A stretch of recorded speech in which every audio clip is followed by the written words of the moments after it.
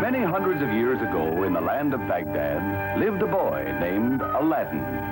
He and his mother were very poor. So poor, in fact, that they often went hungry. Mother, is there nothing else for supper tonight? Nothing but this piece of black bread. Oh, how I wish your father were still alive. Now, who can that be? I'll answer it, Mother.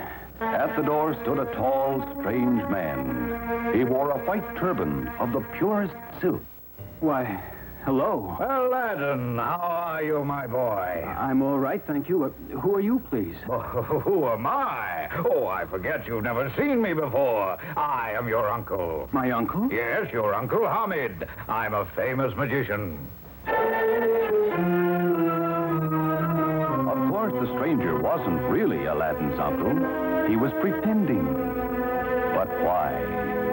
Soon we'll know exactly why. Meanwhile, he performed feats of magic and showed Aladdin and his mother that he really was a magician. He made clouds appear and start raining.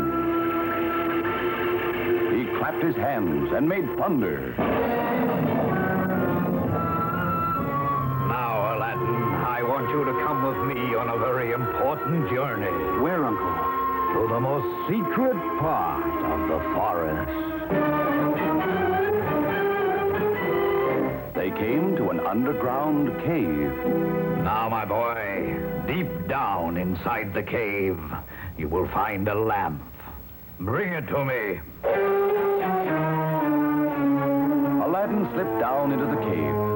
Deeper and deeper he went. Finally, he came upon a lamp. An old, dirty lamp that looked absolutely worthless. Could this be what he wants? Suddenly, a strange feeling came over Aladdin. He felt that he must not give up the lamp, but keep it for himself. For a long time, Aladdin remained silent, refusing to give up the lamp. I'll seal him in forever. The magician intoned some mysterious words, and a huge rock fell into the entrance of the cave, sealing it off. Then he left, never to return. Poor Aladdin. He stood inside the pitch-black cavern holding the lamp and not knowing what to do. In the darkness, he stubbed his toe and fell heavily on the ground. Then, to his amazement, the cave was filled with light that flowed from a huge genie that appeared out of nowhere. You called, Master? Who are you? The slave of the lamp. Whenever you rub the lamp, I appear to grant you your every wish. Rub the lamp? Oh, I must have rubbed it by accident when I fell. That is true, Master. Now command, and I obey. Aladdin's first thought was for his mother. My mother has worked hard all her life, O Genie. I wish her good things to eat and fine clothes and a comfortable home. Your wish is granted, my master. Come and see. In an instant, Aladdin was home again. Mother, I'm back. My son, look, a wonderful thing has happened. And indeed, his mother was now dressed in fine clothes and lived in a fine house. Suddenly, there was a sound from the street, the sound of royal music. Aladdin sprang to the window and saw the Sultan passing by in his carriage. And with him was his beautiful young daughter. For years, Aladdin had secretly been in love with her. But how could he, unknown and the son of a widow, hope to marry the Sultan's daughter? How could he even enter the Sultan's palace without being stopped by the guards? Then Aladdin had an idea. The lamp. Here, let me rub the lamp. What do you wish? master. Take me to the palace of the Sultan. Your wish is granted, my master. Who are you? My name is Aladdin. I love you and wish to marry you. But how can that be? I am promised to another, Mephisto, son of the Grand Visor.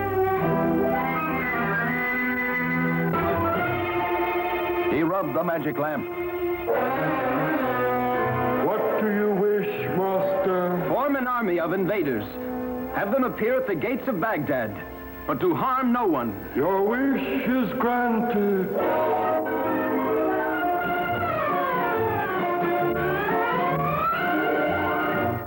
The Sultan's daughter saw that Mephisto was a coward, but still she thought she should marry him. Next, Aladdin had the genie change him into a helpless old beggar. Please, Mephisto, I am starving. Help me. Help you? Get out, you lazy old man. And the Sultan's daughter saw that Mephisto was cruel, but still she thought she should marry him. Finally, Aladdin ordered the genie, in disguise, to tell Mephisto that the Sultan and his daughter had quarreled, and that she had been disinherited. Worthless woman. What good is she to me without her father's money? When the Sultan's daughter heard that, her eyes were opened, and she refused to marry him. Soon she fell in love with Aladdin and married him instead.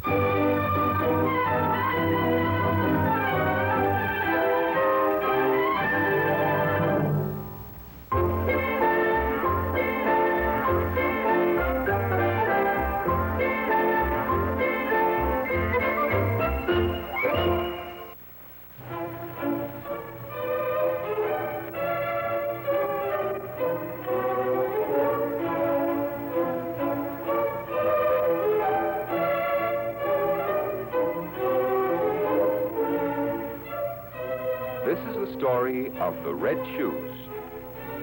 Once upon a time, there was a little girl named Karen who lived in a small village with her mother. They were so poor that Karen didn't even own a pair of shoes, and she had to go around barefoot until the village shoemaker made her a pair of sandals out of some leftover strips of red cloth.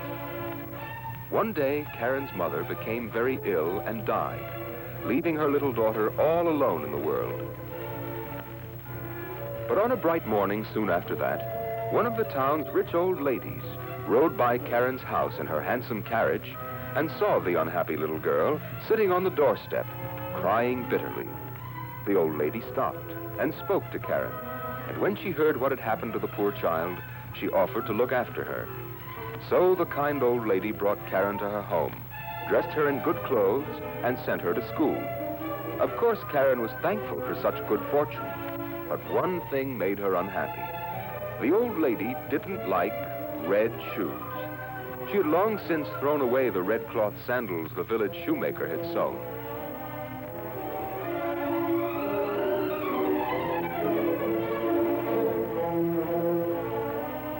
Some time later, the princess was taking a journey through the country.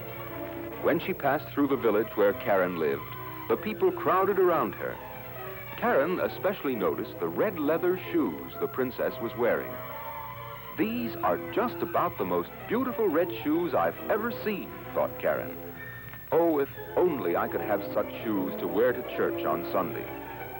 Now, Karen longed so much for red shoes that when the old lady, whose eyesight was very bad, took her to buy new shoes, Karen chose a shining pair of red ones very much like the princess's, and told the old lady they were black.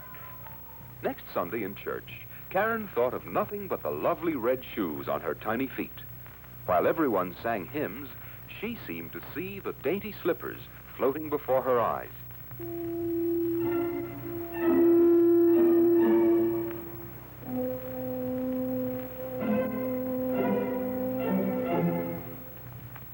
One day, Karen was invited to a grand ball in the town. She knew very well it was unwise to go to the ball, since the old lady, who had been so kind, was very ill and needed the little girl to help nurse her back to health. But Karen couldn't resist the chance to wear her beautiful red shoes. So she went to the ball. And when she began to dance, everyone said, "What pretty dancing shoes." Then a strange thing happened.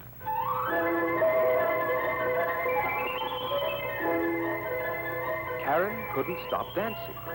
As if the shoes had suddenly taken on some magical power, they danced her down the stairs, through the streets, and out of the town gate. Away she danced, and away she had to dance, into the forest. Little Karen was terribly frightened and tried to throw off the red shoes, but they stuck fast to her feet. Over the fields and meadows, all through the night she danced, until she came into a churchyard. There stood an angel with long white robes. "You shall dance in your red shoes till you are pale and cold." But Karen couldn't stand still long enough to hear the rest of the angel's words, for away the poor little girl danced over the roadways, back into the woods. There she spied a small hut among the huge trees. Luckily, her magic red shoes danced her up to the door. She knocked on it. A tall, smiling woodsman opened it, and Karen, unable to move anymore, fell on the ground. The woodsman carried her inside and put her on a cot. Karen looked down at her feet, which had swelled to 5 times their size and seemed to be getting bigger and bigger. But as she told her sad story to the woodsman, the red shoes, which no longer fitted her, began to split, and pretty soon they fell right off.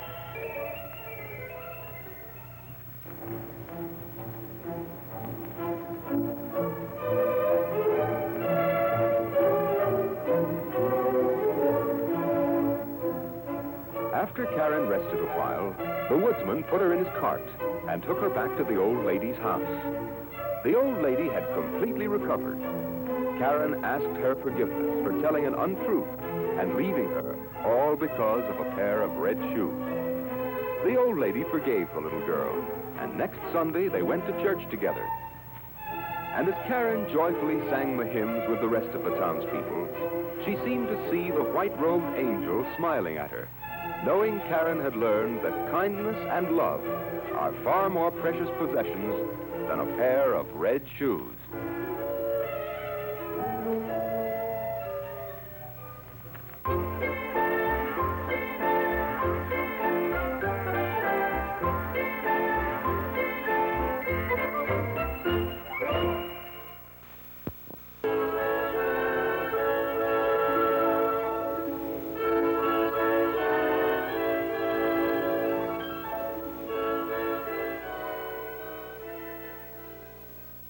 This is the story of how some little field mice had their lives saved by the music we are about to hear. A beautiful waltz written by the famous composer Peter Ilyich Tchaikovsky. It happened a long time ago in a little village in a country far across the sea.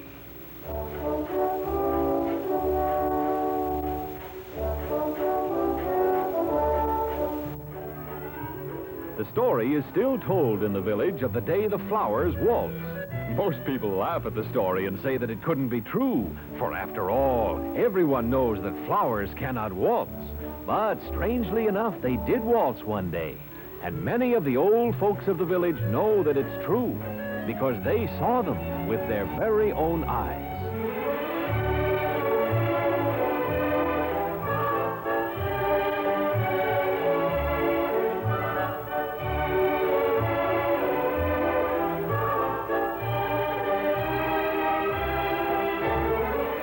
It seems that many, many years ago, the Baron, who lived in the castle on the hill overlooking the village, was very fond of music. It was his custom to invite the villagers to share with him the Sunday afternoon concerts provided by the Baron's musicians.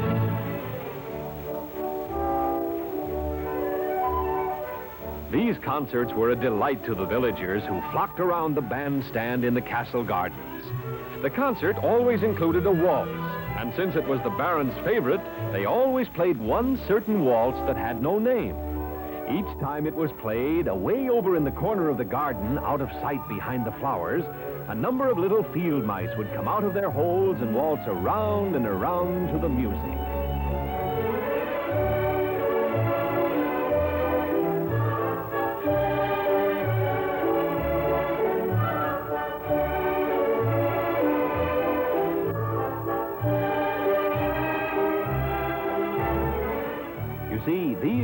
waltzing mice, and whenever they heard a waltz, they would have to stop whatever they were doing and dance.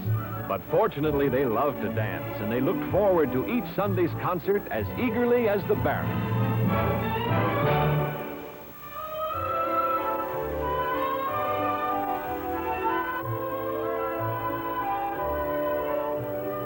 One day, while the mice were waltzing, a cat from the village happened to stroll into the garden. The cat couldn't believe his eyes. A flower garden filled with waltzing mice. He could hardly wait to tell all the other cats in the village of the wonderful sight he had seen.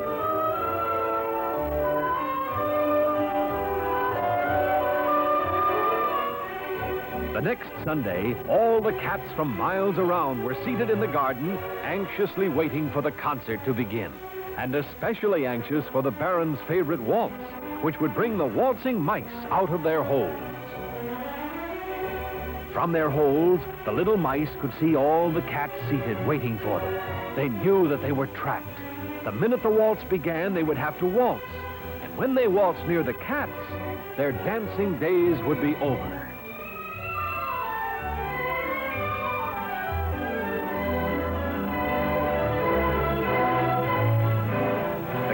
Patiently waited as the concert proceeded.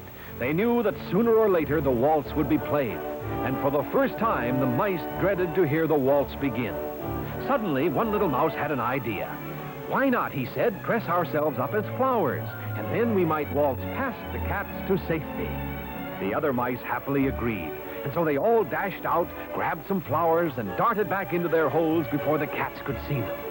Quickly, they arranged the flowers on themselves. When they finished, they looked for all the world just like beautiful flowers.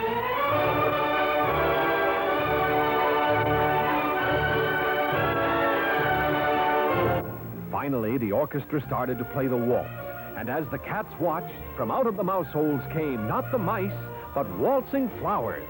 Roses and tulips, violets and pansies, marigolds and daffodils, all waltzing around.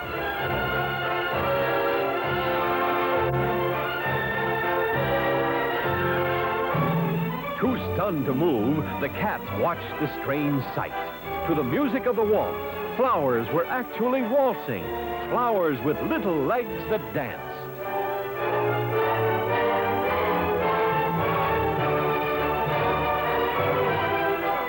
Down the hill they waltzed, turning and swirling behind some trees, and then suddenly they disappeared.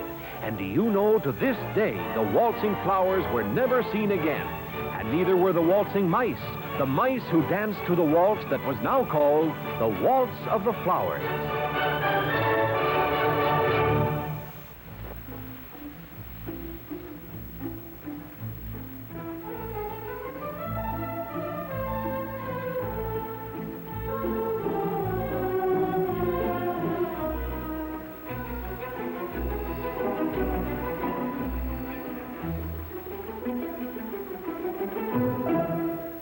Gint was a handsome young boy who came from a far-off country called Norway. Peer had decided that when he grew up, he would marry a beautiful girl named Solvik. She had said to him, "Someday, Peer, if you learn to work for what you want instead of just taking it, maybe we will marry and be happy."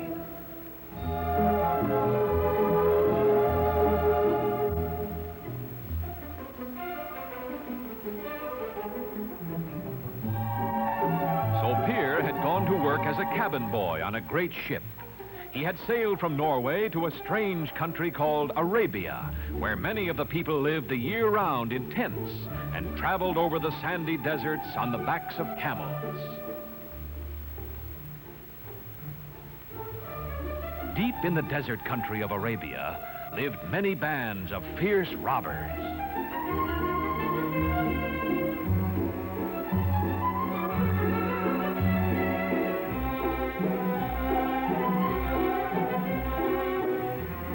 In Arabia, Peer met a beautiful but dangerous dancing girl named Anitra.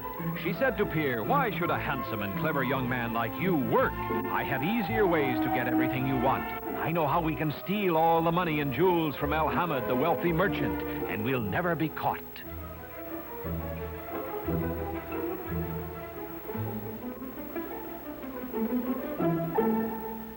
Peer listened to Anitra's plan. It sounded so easy.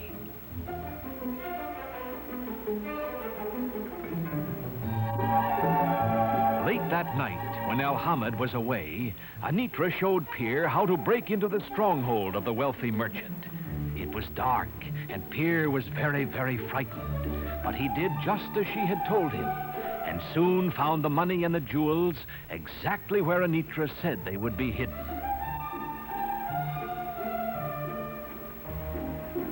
Pierre heard someone coming. Quickly, he slipped out of a window and dropped softly to the street below.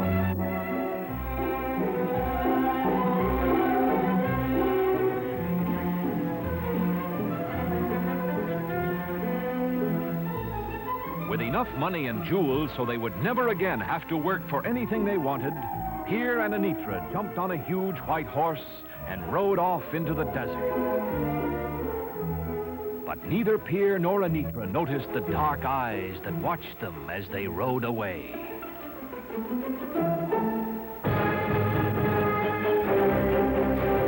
Pierre and Anitra rode the great white horse far into the desert. At last they stopped to rest and divide the treasure. Pierre began to feel that maybe he should not have listened to Anitra, but when he saw all the money and jewels spread before him, he thought to himself, how will Solvig ever know? And greedily he began to take his half. Finally, the two equal shares were placed in separate saddlebags and hung over the great white horse. Anitra told Pierre to wait while she ran to the top of a small hill and made sure there was no one in sight. Pierre waited. He saw Anitra signal. Had she seen someone? Had they been followed? Anitra came running back. Pierre, she whispered, go to the crest of the hill and see for yourself. Pierre left the great white horse and ran to the top of the hill. He looked into the distance, but there was nothing. He turned, then he saw he had been tricked. Anitra had mounted the horse, and waving back at him, she had galloped away with all the money and the jewels. Alone in the great desert, Pierre trudged slowly through the hot sand. What a fool he had been. Evening came. Pierre was thirsty and hungry. The desert was burning in the daytime, but at night it was freezing. Far ahead, Pierre saw fires. As he came closer, he could see it was probably the camp of robbers. He crawled as close as he could, and there he saw Anitra standing before the robber chieftains. The tribesmen had captured her, taken all her money, and made her a slave.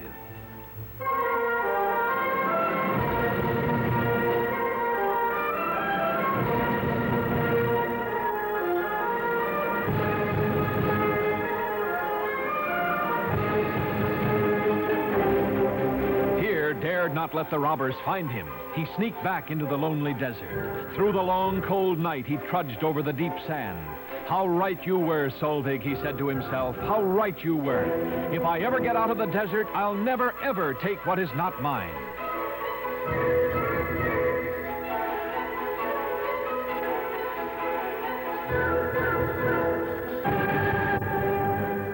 Next day, Pierre struggled across the burning desert. And just when he thought he couldn't take another step, he saw the ocean ahead, and he knew he would be safe. He had learned his lesson.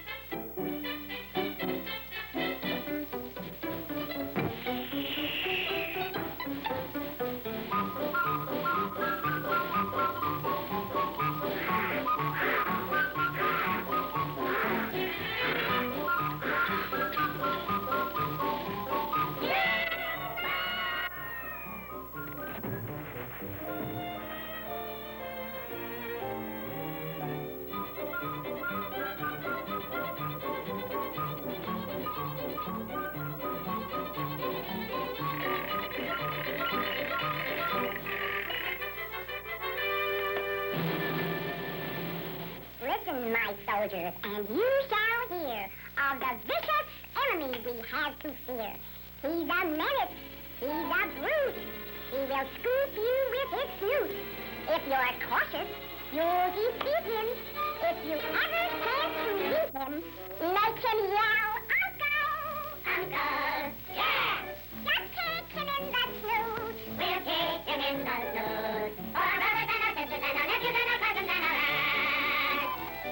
Make him yell, Uncle! Uncle! Yeah! Just let him feel your food.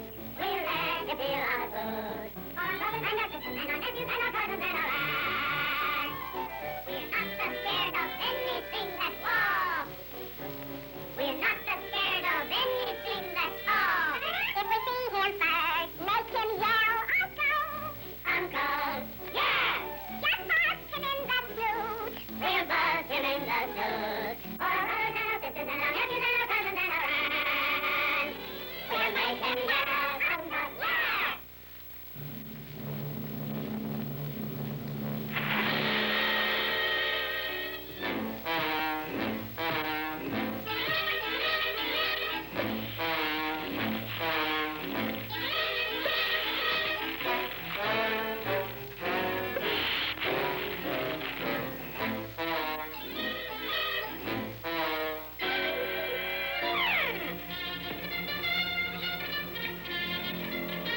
Calling all ants! Calling all ants! Run for your lives! Danger! Public ant enemy number 1 at large! Do you want to be his next victim?